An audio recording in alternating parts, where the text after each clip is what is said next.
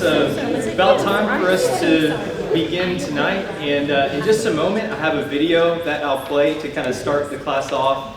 I don't want to do too much explaining before that. I'll explain maybe how it relates after if there's just no connect in your mind. But it was just something that I've been thinking about the past couple classes, and it's only about 3 minutes, but I'll show that in a moment. But before we do that, I've asked Ben Wright if he'll start us off with the prayer. All right, so like I said, there's a video that I'll show, and it's just kind of been on my mind throughout the past several classes. I don't know what triggered it in my mind, and I'm not even sure where I came across this. I think it's like an old game show or something. I don't want to date anyone in here if you're very familiar with this. But I'll just play it. It's a short video. And I don't know if there will be sound or not, but as long as you can see it, that's the main thing. I don't know if this will go away.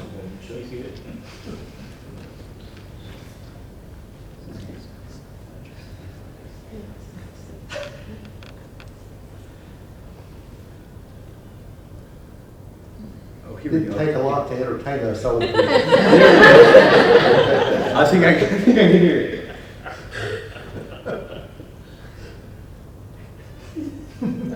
There we go. So much better.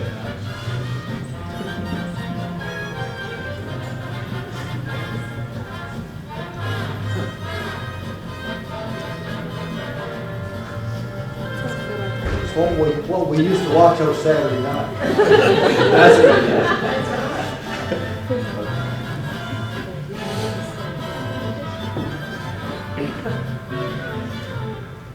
Yeah.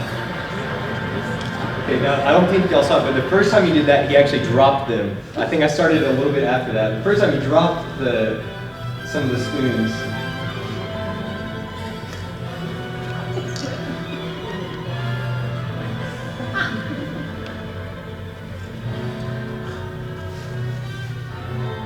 Say there's something in the Bible in there? Yeah, there should be a verse any second popping up. You'll see it, I promise. Okay, now that way I'll just fast forward it so we don't have anyone wondering how it ends. Okay, but he gets it all up. They're all spinning. It all works out in the end.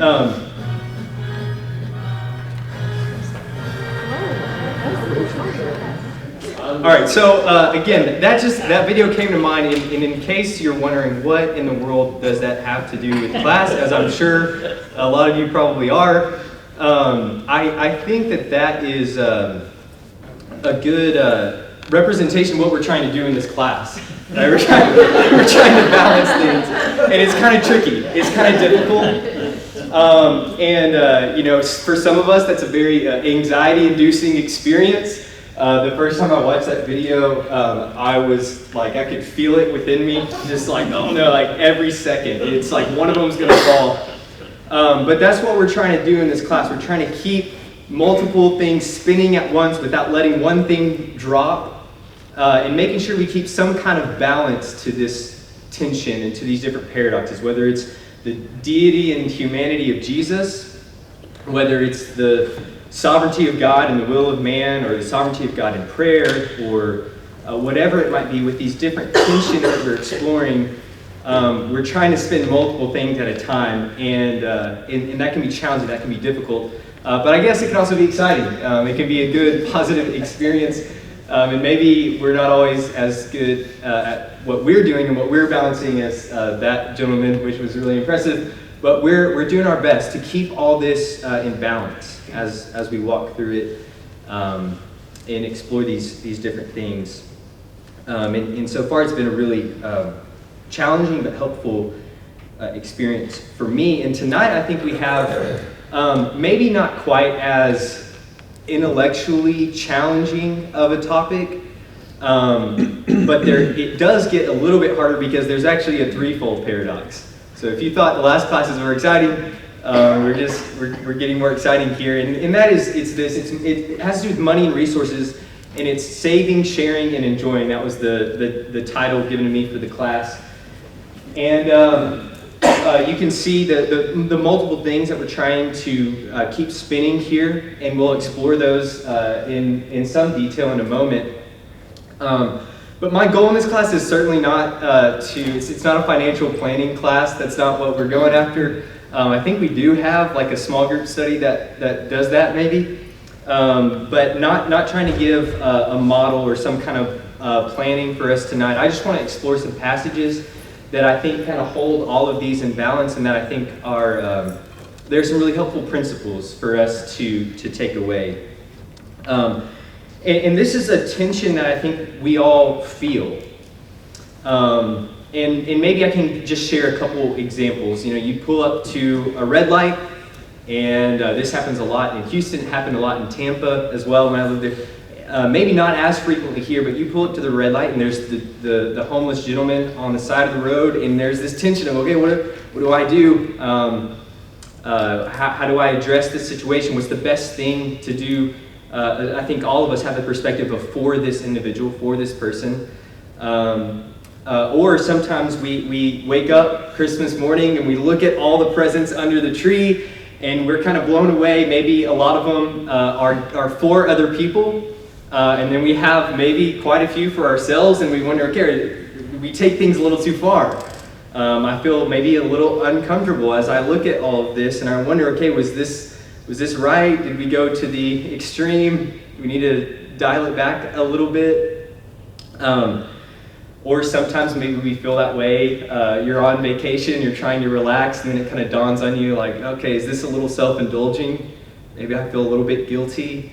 There's this complexity maybe for some of us that we feel. Or sometimes maybe in difficult times, maybe in trying times where it's perhaps a struggle to make ends meet. There's somebody that is in need, and you desperately want to help them. But you're not totally sure how this month's rent is going to be paid. And so you're dealing with this internal dilemma of what to do about that. Or one that maybe we also can all perhaps relate with is, we know there are all these millions of people who are suffering in name any country. Even in our own and in our own community. Does that mean that I should sell everything I have, or to just live on the absolute bare minimum, just scraping the bottom of the barrel to get by? Is that what I ought to do? And maybe those aren't all the best examples. Maybe some of them have crossed your mind before, maybe not. Maybe you have this all reconciled and sorted out in your own mind. But I hope that at least in some way that communicates how we feel this internal dilemma from time to time, whether it's in examples like this or something else. This is kind of a day in and day out tension that we come across, balancing these three things. And Jesus, he actually addresses this in a fairly direct way. Matthew 5 in verse 40, give to the one who asks of you. But then Matthew 7 verse 6, don't toss your pearls before the pigs. And so right there, that's a pretty straightforward dilemma that we have going on. And so maybe as we think about this, maybe the best place to start is by just asking this question.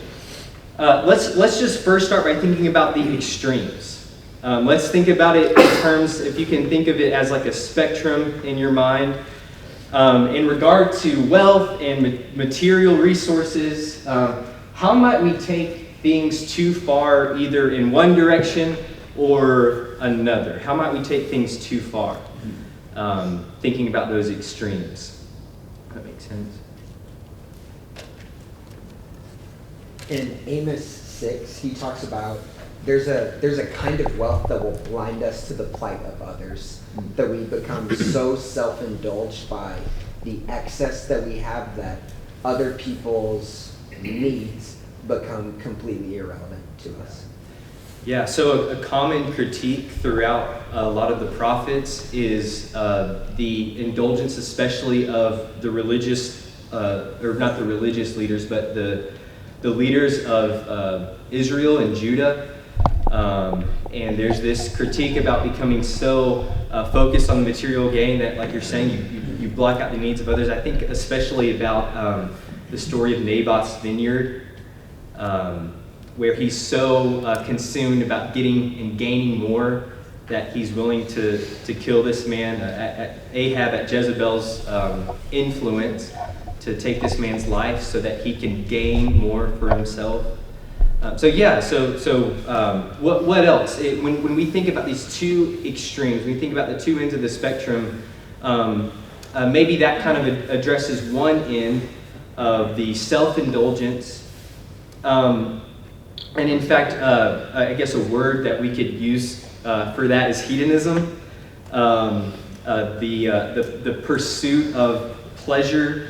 Maybe we would also use the word materialism. We could think about it that way. Greed is another word that comes to mind, this thirst for more and more. So that kind of addresses one end of the spectrum, but what's kind of the other end of the spectrum when we think about our wealth and resources and how we are to think about those?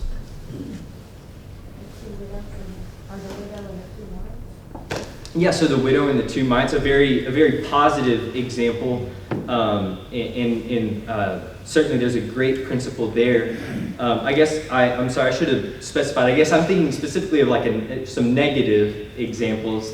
So one end of the negative would be sort of this idea of hedonism, material gain, the pursuit of my own personal pleasure and indulgence. And Amos is a great passage to turn to for that. But what would maybe the opposite end of the spectrum be for that?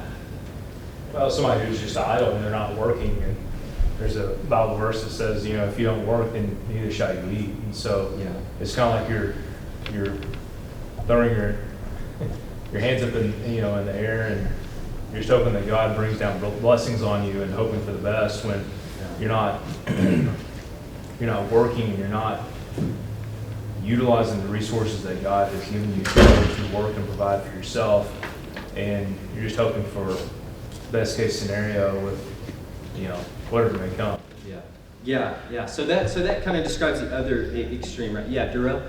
I used to have a friend many years ago who was extremely generous and not a very good money manager, and he gave away all of his income during the time when he had money, and then he had none, and he had to live off of the generosity of other people.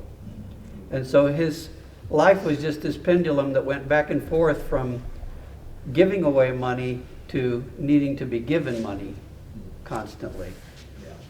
So that, I think, perfectly hits on, that's a great example of follow-up to what Seth said about this other end of the spectrum. And it makes me think, this kind of just popped into mind as y'all were talking, but there was this one episode of Super Nanny. Don't know if anyone ever watched that show. But there's this one episode of Super Nanny where, wait, no, it's not Super Nanny. One second, was it? No, it actually, I got it wrong. Not Super Nanny, Wife Swap. I hope that's not like a bad show or something. But anyway, on Wife Swap, there was this one family that was of the perspective that you and Seth described, of just kind of like, just let it happen. Whatever happens, happens. We're going to do the best. We're going to give it all away. And the phrase that they used was, Yah will provide, J-A-H.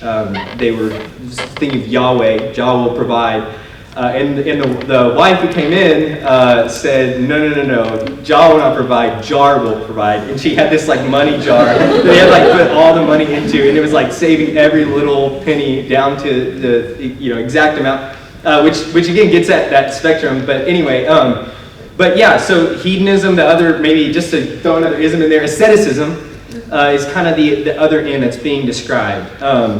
This idea, this is almost the idea that like the material world is inherently bad and evil, and I should have nothing to do with that. I should just give it all away, hold nothing to myself, never indulge in the pleasures of life. It's a severe self-discipline and avoidance of all these material things.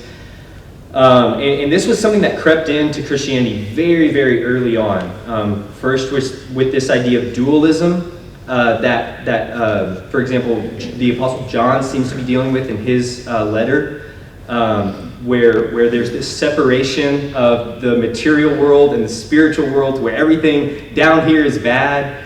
That gets developed kind of into Gnosticism, but it's this idea that we should have little to nothing to do with material things and should just give it all away, like the examples that were brought up. And then one, just to hit at sort of this trifecta, how we're looking at these three different things. Maybe it's also on the same end of the spectrum as hedonism, having to do with the gaining of wealth. But instead of indulging yourself, I made this word up. It's avarism, but it comes from the word avarice. It sounded like a real word, and I typed it up, and then I realized it's not a real word at all. But you get the idea. Avarice is similar to greed, but it's a little more specific. It has to do more with the sort of the tight-fisted approach. Keeping my hands in my pockets, keeping my billfold closed. I just call it a billfold. I've never called it a billfold in my life. But keeping just a real tight grip on your resources, to where it's often rooted kind of in a sense of insecurity and fear about not having enough. And it's interesting. I don't mean to pick on specific generations, but this particularly tends to be a problem in the generation coming out of the Great Depression. You can see why. So kind of interesting. The up-and-coming generation probably has more of a problem with hedonism, whereas the older maybe has more of a problem with this made-up word, avarice. But that gets at what we're trying to balance here. And the Bible calls us to none of these three ways of living. It doesn't subscribe to any one of these, and so what does the Bible have to say about it? And we'll skim the surface of a couple passages, and then we'll kind of take our time floating around one passage and have a discussion centered around it, and hopefully that'll be a time for whatever thoughts you're withholding at that point. We can have a good discussion about it. But let's start just with asking this. What are some of, thinking about sort of the negative part of this first, what are some of the warnings throughout the Bible about wealth? So Amos was a great example that Philip brought up, but what are some of the warnings that come to mind throughout Scripture when you think about just the caution, the warnings, however soft or harsh they may be? What are some of the warnings that come to mind? They become rusty. What's that? I'm sorry? They become rusty. They become rusty, yeah. They moth and rust destroy, thieves break in and steal, Jesus would say. So they're wasting away. What else? What are some of the other warnings? Yes. The one about the camel, easier for the camel to enter through the eye of the needle than for a wealthy person to get to heaven. Yes, yeah. That was one of the specific ones that like immediately came to mind. How Jesus says, Luke 18:24, how hard it will be for the rich to enter the kingdom of heaven. It's easier for a camel to go through the eye of a needle than for a rich person to enter the kingdom of God. And there's all kinds of debate about what he means by the camel and the needle and what's going on there. But the principle is it's hard, it's difficult, it's a warning. And Jesus goes on to say, with God, all things are possible, but that doesn't take away from the warning and the challenge that it is. So good. What else? What other warnings come to mind? I feel like we can see that too in the example of the rich young ruler, who obviously had a very hard time with giving up all of his riches too. Right. Yeah, absolutely. The rich young ruler is a great example. Someone who's like so close. He's not the almost persuaded guy that we read about in Acts, but it's like he's the almost persuaded type. And the one thing he can't part with is the idol of his heart. Yeah. Rich man and Lazarus. Yeah, rich man and Lazarus. That's another great example.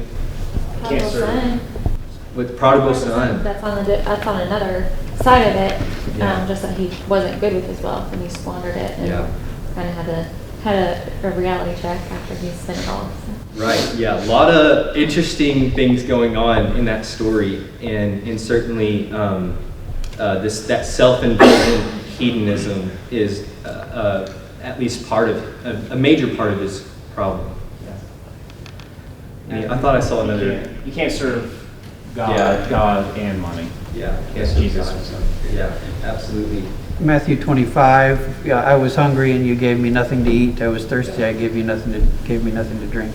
Yeah, that one didn't even come to mind, but that's also such a good one. Yeah. Go ahead. Deuteronomy 32:15, one of my favorite King James phrases, Jeshurun waxed fat and kicked. It's talking about Israel grew wealthy and fat and kicked against, like a calf kicking against its owner, I guess. So we can become so prosperous that we forget about where our blessings have come from. Yeah, I'm glad that you exegeted that passage because I was not going to be able to do that. But that's a really good segue into the passage that came to my mind that I just have up here on the screen. You can follow along. But it's from James, and this to me is about the harshest tone that the Bible uses to talk about materialism. So he says, "Come now, you rich, weep and howl for the miseries that are coming upon you."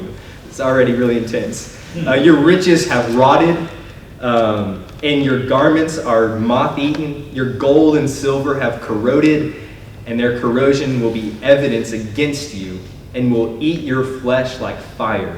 You have laid up treasures in the last days. Behold, the wages of your laborers who mowed your fields, which you kept back by fraud, are crying out against you, and the cries of the harvesters have reached the ears of the Lord of hosts, the Lord of the armies. You have lived on the earth in luxury and self-indulgence. You fatten your hearts in the day of slaughter, which is maybe an echo to the passage that you mentioned, Lawrence. You have condemned and murdered the righteous person. He does not resist you. So we'll get to that question in a moment. We don't want to look at just the negative. But, I mean, that's like about the harshest tone that Scripture uses to talk about the warnings about wealth. And clearly there it has to do largely with the mistreatment of other people. How this pursuit of materialism and self-indulgence results in the harming of another human. But it gets to this heart of the problem of what greed can do, what materialism can result in. So that's the warning, but let's look at kind of the flip side of that. So we sort of skim the surface on some negative things. One other thing about that, Judas, right? He's at the Lord's side throughout almost his entire ministry.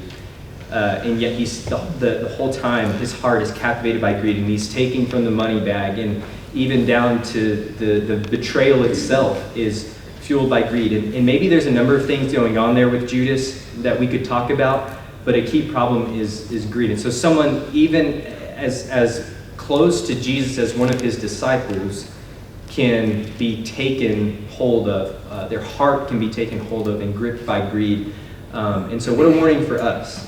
But what are some instances where the Bible speaks more positively about wealth? And I don't necessarily mean, I'm not looking for a passage that says like the exact opposite of that. I don't think there are many passages that come without any warning whatsoever. But just in general, what are some of the positive things that the Bible mentions about wealth, or maybe about blessings? Parable of the talents. Yeah, parable of the talents. Absolutely. What else comes to mind?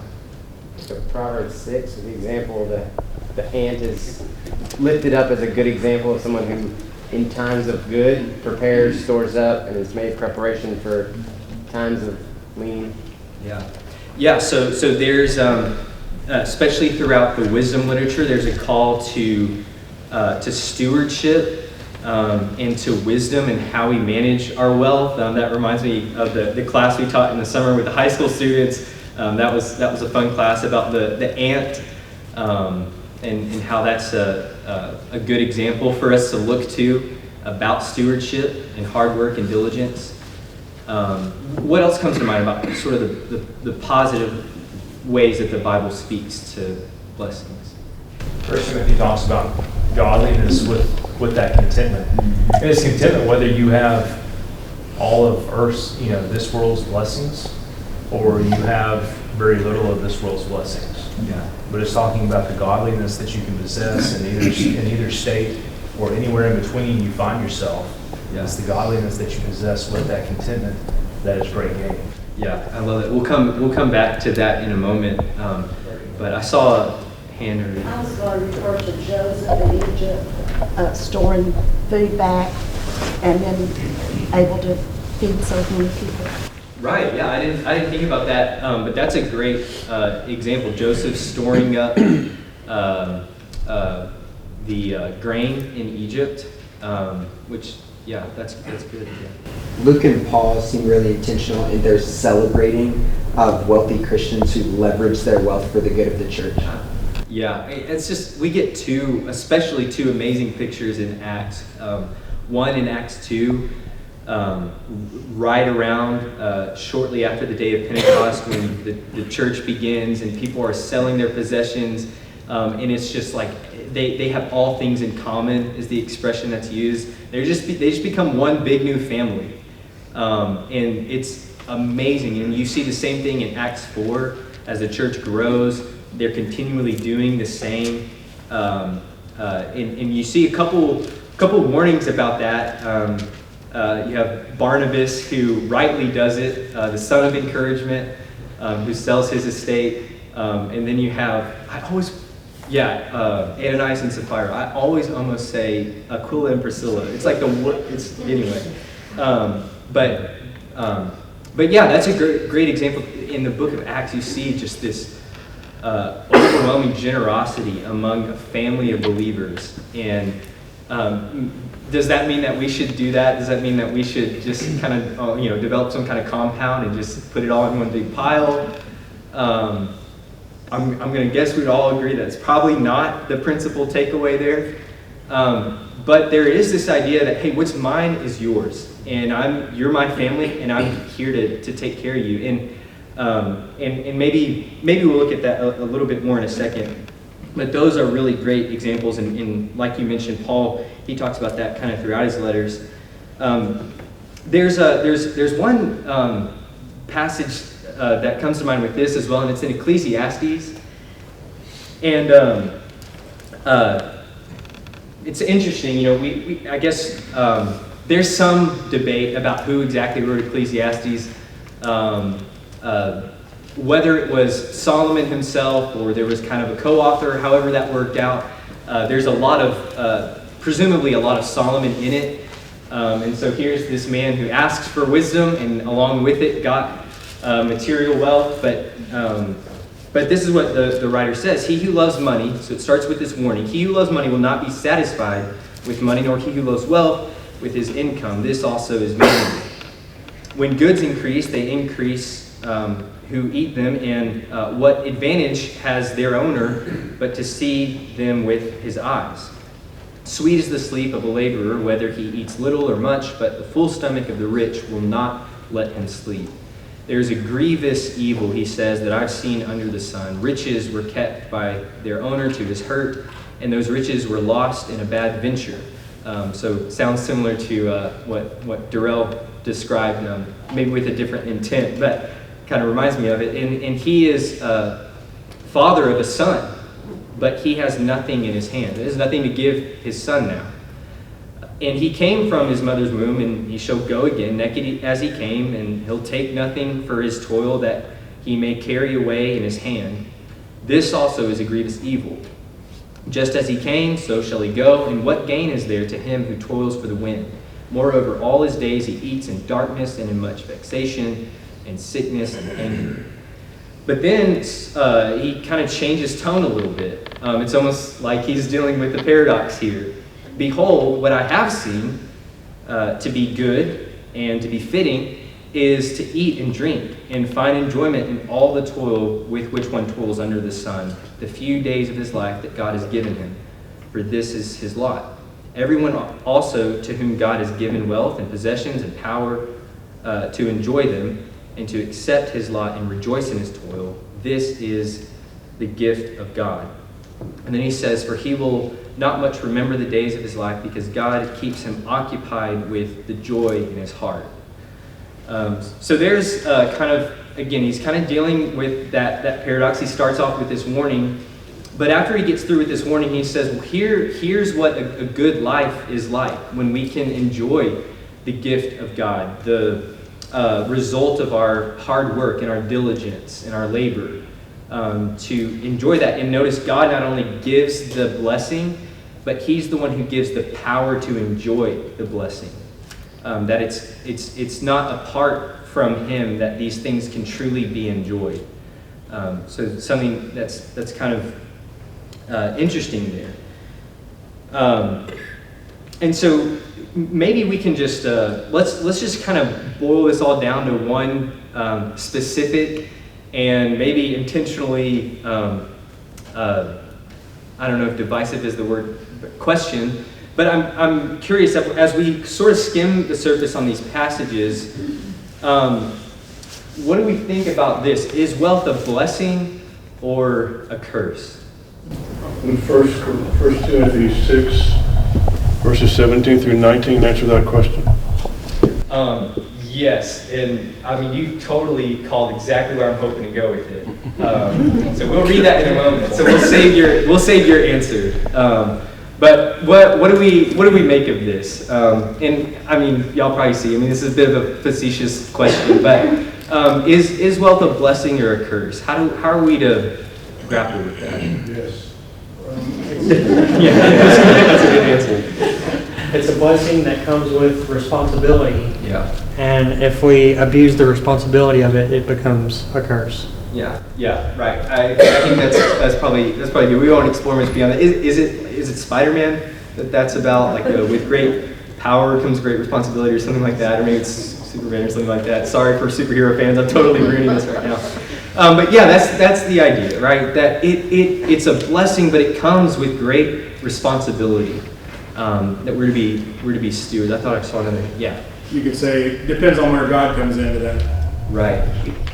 Yeah. It all depends on where God comes into play when we think about this.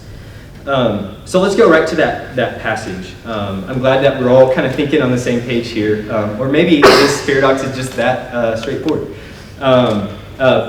Here's what Timothy said, or Paul says to the young preacher Timothy, who's laboring in Ephesus, and this is kind of interesting. It's a young man talking to people about wealth, which feels really awkward. I know his shoes. But Paul, he gives this instruction. He says, but godliness with contentment, so just the same passage that Seth mentioned a moment ago, is great gain. For we brought nothing into the world, and we can take nothing out of the world, hearkening probably back to Ecclesiastes there. But if we have food and clothing, with these we will be content. But those who desire to be rich fall into temptation, into a snare, into many senseless and harmful desires that plunge people into ruin and destruction. So maybe we have a competition with James for the most intense language about the dangers of wealth. For, he says, and I'm surprised we haven't gotten to this phrase yet, for the love of money. The love of money is the root of all kinds of evil. It is through this craving that some have wandered away from the faith and have pierced themselves with many griefs or many pains. The idea of falling on your own sword, like Saul. But then he changes his tone, kind of in the same way that the writer of Ecclesiastes is. As for the rich in this present age, charge them, what does he say, to sell everything that they have, to give it all away, to take on a life of asceticism? No, he says charge them not to be haughty, not to be puffed up, prideful, nor to set their hopes, their dependence on this uncertainty of riches, but on God. Right? That's where he comes into the equation, who richly provides us with everything to enjoy.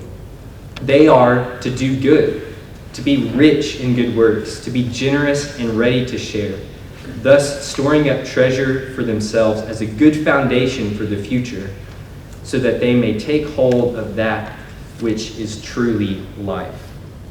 So there's a difference in the people that he's talking to, though, right? in the first part, he's talking to people who are already Christians but want to become rich. In that part, he's talking about rich people who became Christians. Yes, I could. I would have to look into that more, but that is an interesting observation. But here he is addressing this church at Ephesus, and he's trying to instruct this young preacher about how to deal with the wealthy, and he looks at these two ends of the spectrum. And I think there are some interesting things to grapple with in this. And the question that I just want us to kind of sit on for a little bit, very straightforward, but I think this is a really helpful passage for us to kind of settle into for a few minutes. And I love the comments that have already been made about this text. But what do you find important as we look at this text, or just interesting about the way Paul addresses this tension in his instructions to Timothy? So what do you find important as we've been talking about this paradox throughout? What do you find important that Paul raises, or maybe interesting that helps us when we think through these things? There's not a problem with being rich or being poor. That's not the problem. The problem is how you, like it's already mentioned, it's how you handle that responsibility. And there's a responsibility on both ends of the spectrums. Yeah. And that's not to be confused. Yeah. There is a responsibility on both ends. I think there may be a bigger responsibility for those who have more, because we have greater ability to help those in need. But it's how you handle that responsibility. Yeah, absolutely. So seems to be a strong emphasis on responsibility, not so much what you have, but what you do with what you have. Any other thoughts as we sit on this? Yeah. The idea of desiring to be rich makes me think of just right around the time where we're at in our careers. We've been in our careers like 5, 6, 7 years. Promotions are now reasonable, and that kind of upward mobility. And then I think Paul's instructions are to really think about why would we be pursuing those things? Why would we be pursuing the next job, the next step in a career? And if it's the pursuit of just more monetary wealth, then I think there is pretty clearly a danger therein, because the desire, the motivation for that is to be rich. Yeah, that's a great point. So asking the question, why? Pausing on maybe not every single decision that we make, and just living with so much anxiety in our minds. But as we think through some of these decisions, and whether financially or in our career or whatever, pausing and ask the question, okay, why do I really want this? What am I really after here? Yeah.